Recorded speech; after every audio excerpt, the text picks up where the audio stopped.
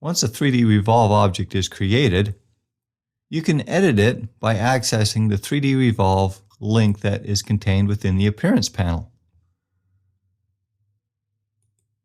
This opens the Revolve Options dialog box again. Turning on Preview will slow down the redraw rate, but it will let you see in real time the changes that you make within the dialog box.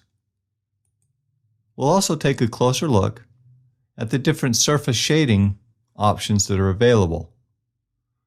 Wireframe will display all of the vectors used to create the object. The No Shading option displays the object using straight flat shading with no lighting effects. But the diffuse shading and plastic shading do have lighting effects. You can control the lights that are applied to this object by dragging them around using this control here. To create a new light, click on the New Light button.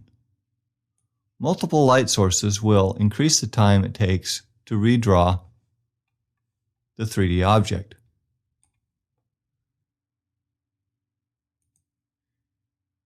You can also use this button here to move the selected light to the back of the object. This is good for creating rim lighting in some effects. You can also control the light intensity and the amount of ambient light that's in the scene using these controls. There is also a shading color that you can specify. If shading is set to none, then the ambient light controls the highlighting of the object. You can also select the Custom option to enable a color that you can change. The Plastic Shading option includes many of the same features as diffuse shading, but it includes controls to specify the intensity of the highlights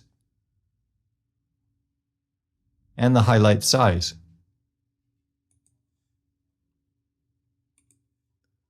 By adding in lighting effects to the shading of the object,